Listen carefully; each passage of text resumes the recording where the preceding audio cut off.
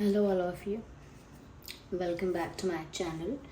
मैं आज आप लोगों के लिए लेकर आ चुकी हूँ एक कलेक्टिव रीडिंग जिसका टॉपिक रहने वाला है message from your person, channelled message from your person. Okay, उनका संदेश क्या है, आपके जो पार्टनर हैं, लव इंटरेस्ट हैं, उनकी तरफ से आपके लिए क्या मैसेज है, हम ये देखेंगे। रीडिंग जनरल है, कलेक्टिव है, तो ओपन माइंडेड होकर सुनिएगा क्योंकि रीडिंग सभी ज़ोडिएक साइंस के लिए है, सभी के लिए है, एक जनरल रीडिंग है। साथ ही साथ व्यूअर्स, रीडिंग सभी ज़ोडिएक साइंस के लिए है, हर उम्र के व्यक्ति के लिए है, टाइमलेस है। जब भी आप इस वीडियो को देखेंगे यह आपके साथ तभी रेजोनेट करेगा। ओके, तो आइए रीडिंग स्टार्ट करते हैं एंड लेट्स सी व्यूअर्स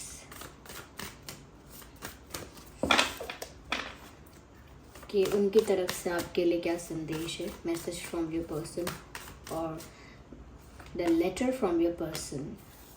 सबसे पहला कार्ड है 6 of pentacles,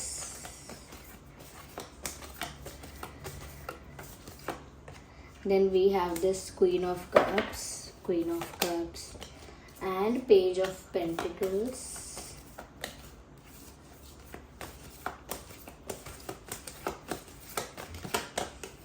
Ace of Wands. We need more of them. Actually one, not more than that. Temperance. Okay, I hope visible है cards. Okay, तो सबसे पहले इनको ऐसे ही रहने देते हैं क्योंकि इनको जब प्रॉपरली अरेंज करती हूँ ना तो तब मुझे ये अरेंज नहीं लगते हैं, इसीलिए ऐसे ही छोड़ते हैं। Okay, sometimes it's good to be chaotic and messy. Okay, यहाँ पर ऐसा लगता है व्यूअर्स कि इनका संदेश आपके लिए ये है that they want to express something to you and they also expect you to express something to that person, to this person.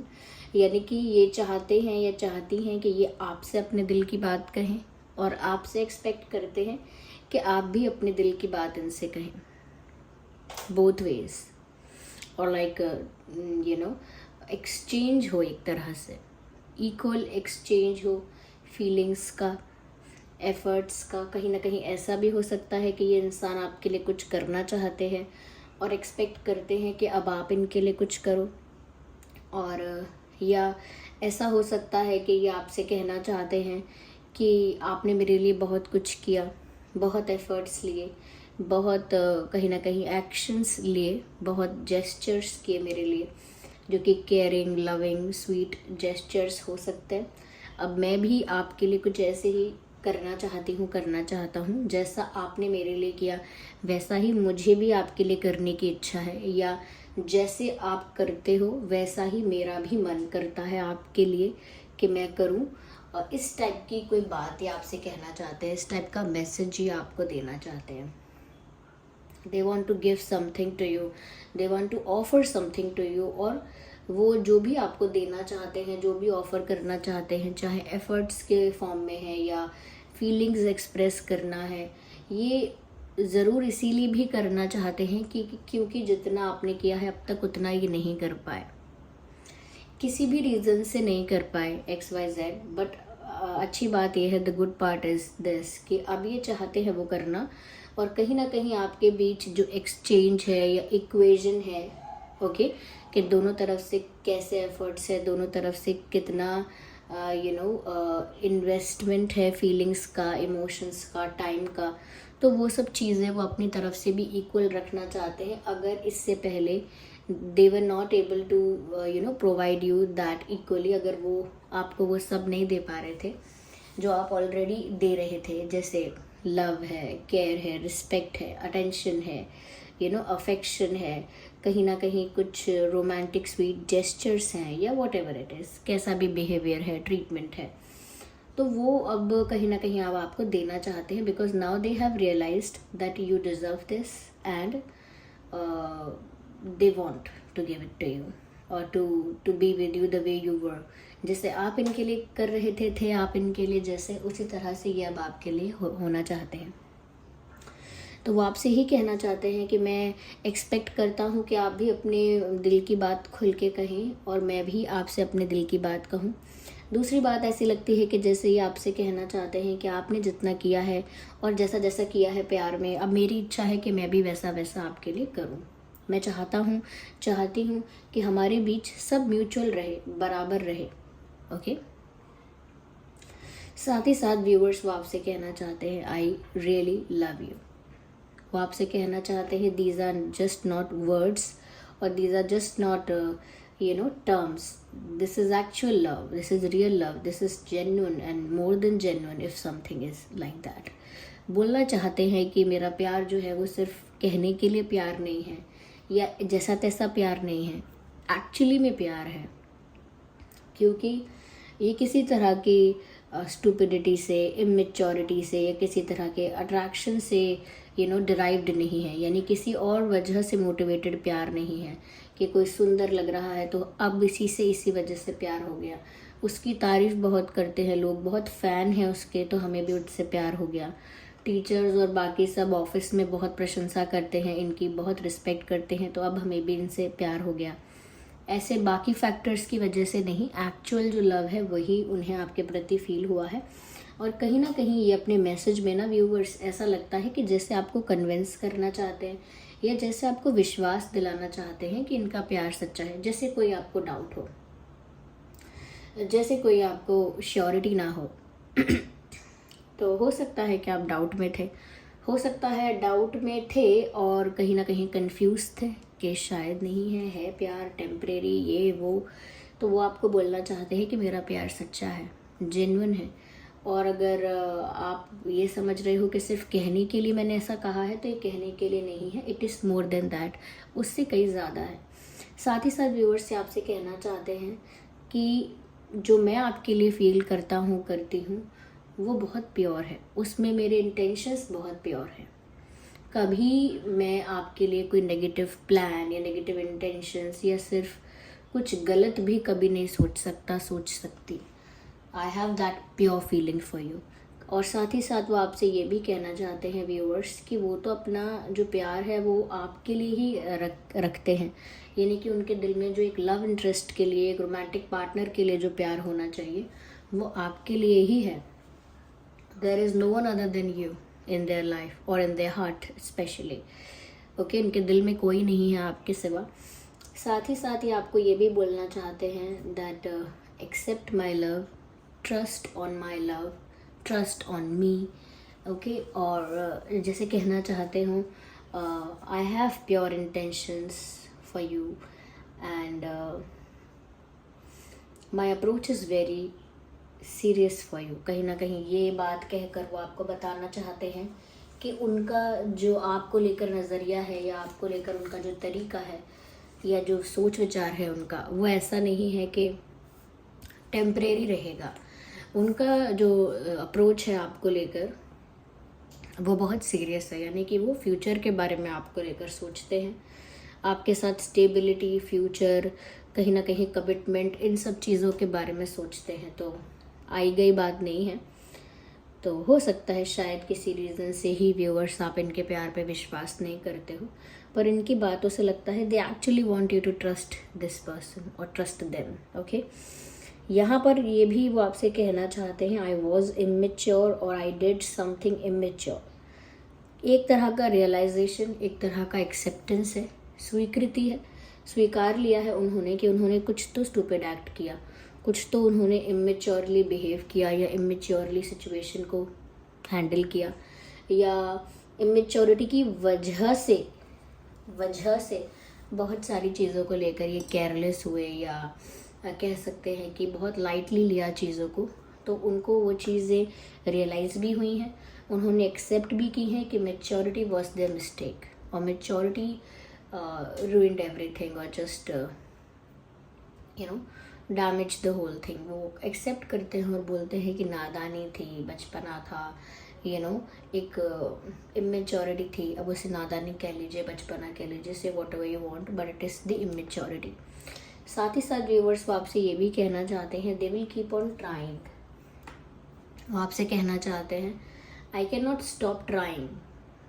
मैं ट्राई करना या कहीं ना कहीं आपको समझाना, मनाना, विश्वास दिलाने की कोशिश करना, ये मैं रोक नहीं सकता। आपके लिए, ये मैं रोकना नहीं चाहती ये सब आपके लिए। तो वो तो एफर्ट लेंगे, वो तो ट्राई करेंगे ही, that is something they will definitely do. रुकेंगे नहीं वो, they will not give up, ये वो आपको बताना चाहते हैं। कहीं ना कहीं व्यूअर्स मुझे ऐसा भी लगता है थोड़ा सा इनका माइंडसेट प्रैक्टिकल और मटेरियलिस्टिक होने की वजह से चीज़ों में इन्होंने ध्यान कम दिया।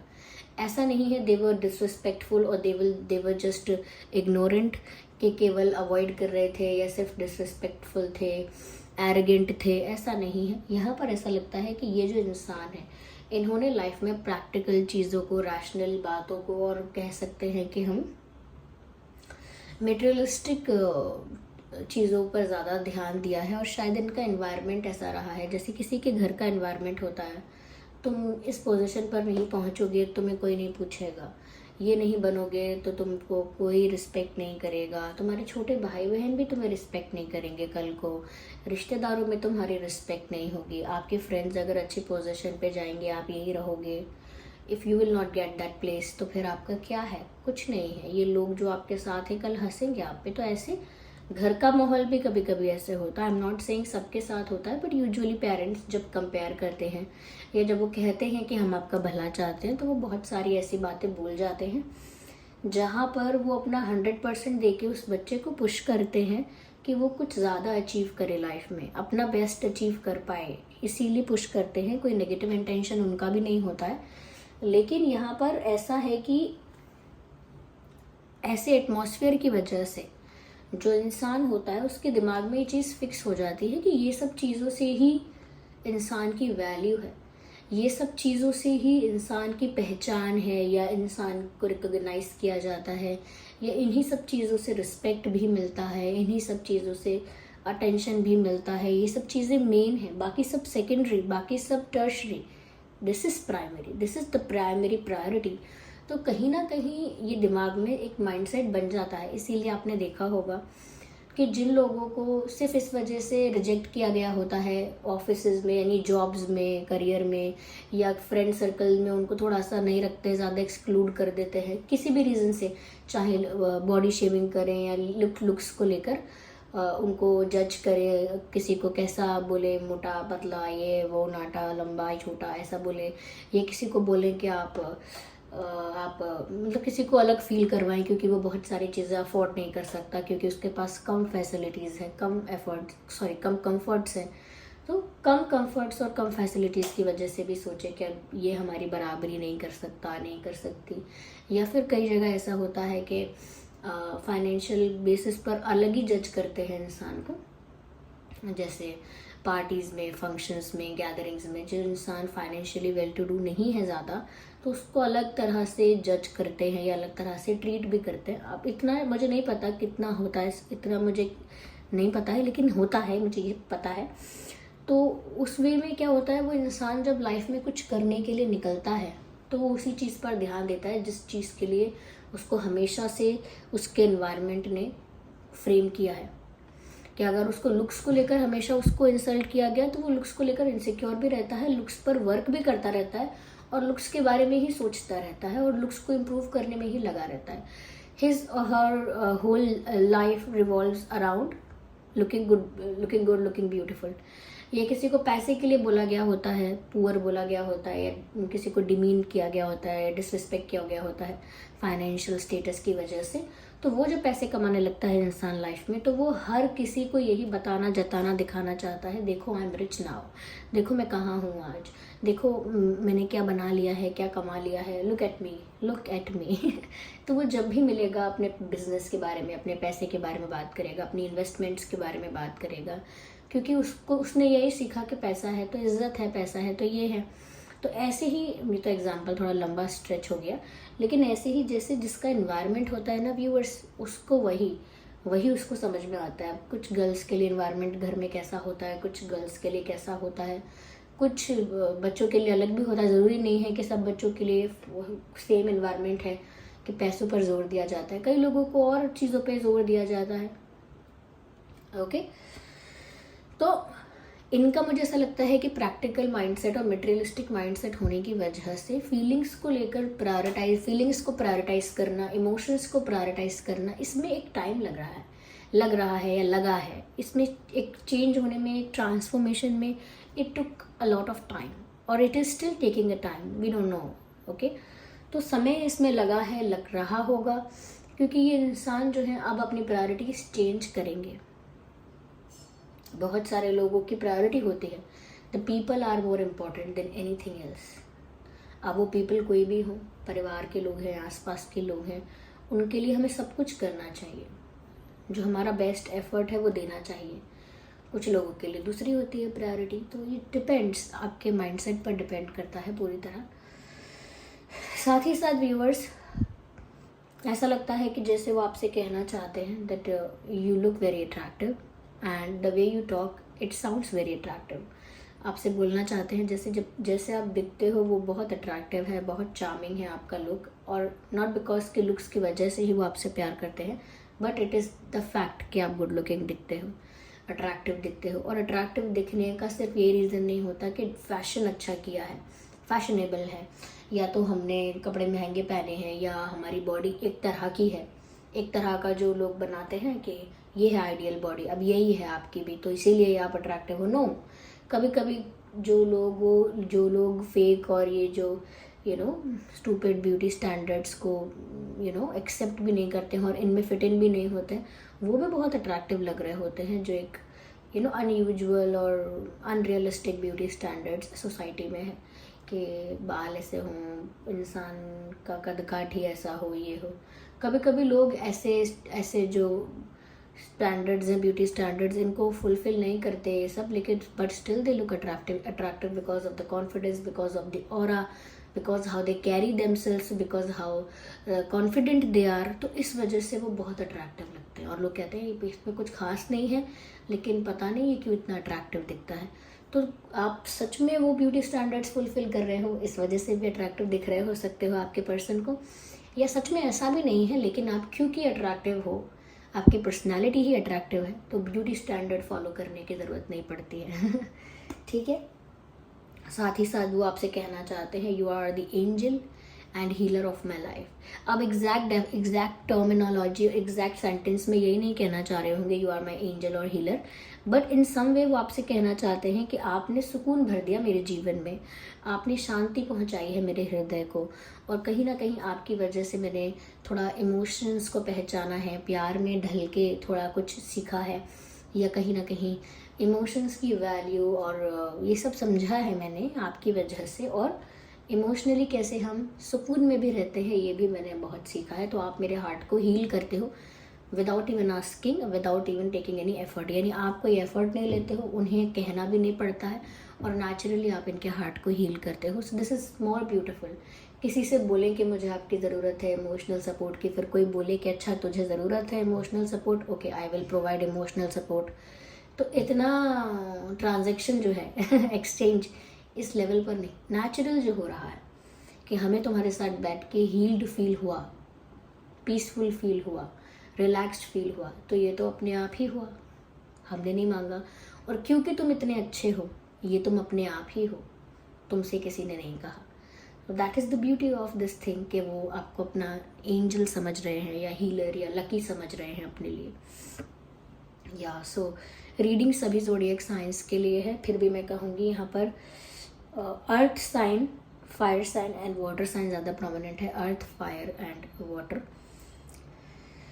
या डेफिनेटली। और आप कमेंट करके बताइए रीडिंग आपके साथ कितना रेजोनेट करती है, कितनी हेल्पफुल है, कितनी रिलेटेबल है। अगर आप नए हैं इस चैनल पर, सब्सक्राइब कीजिए इस चैनल को, ड्रीम टैरो को, और बेल आइकन ज़रूर प्रेस कीजिए ताकि जब भी मैं कोई वीडियो लेकर आऊँ सबसे पहले वो आप तक पहुँच सके। ओके व्यूवर्स, तो फिर चलिए फिर मिलते हैं अगली रीडिंग में। तब तक के लिए bye family, bye angels, love you all, bye, take care.